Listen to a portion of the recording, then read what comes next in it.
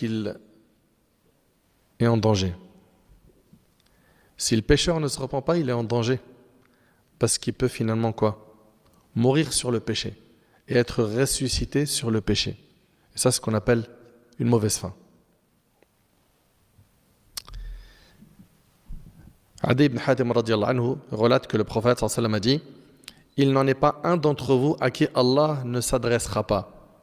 Et il n'y aura alors aucun intermédiaire entre son Seigneur et lui. C'est-à-dire que chacun d'entre nous va avoir un dialogue direct avec Allah. Quand? Le jour du jugement. Tous. Le hadith, il est rapporté par Bukhari Muslim. Il n'en est pas un d'entre vous à qui Allah ne s'adressera pas, et il n'y aura alors aucun intermédiaire entre son Seigneur et lui. L'homme regardera à sa droite et ne verra que ce qu'il a accompli, ses œuvres. Il regardera à sa gauche et il ne verra que ce qu'il a accompli. Pareil, il regardera devant lui et ne verra que l'enfer face à son visage. Craignez donc l'enfer, ne serait-ce qu'avec une demi-date. Une demi-date que tu donnes en aumône peut te sauver de l'enfer.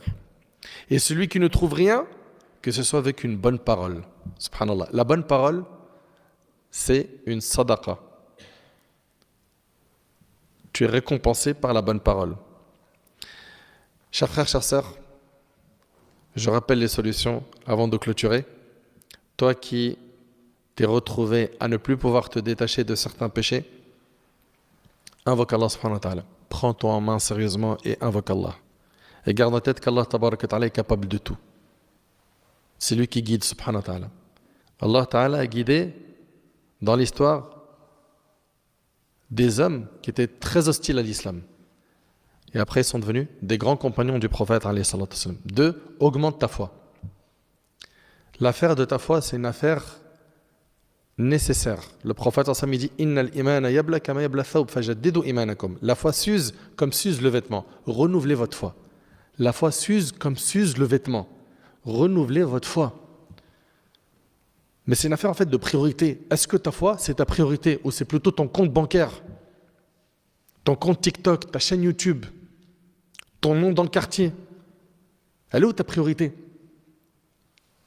Donc 1, c'est les invocations. 2, augmente ta foi. 3, il va falloir que tu purifies ton âme, que tu combats les péchés de ton âme. Et repens-toi sincèrement des péchés que tu as faits et fais des bonnes actions.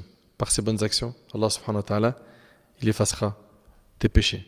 J'implore Allah subhanahu wa ta'ala de nous guider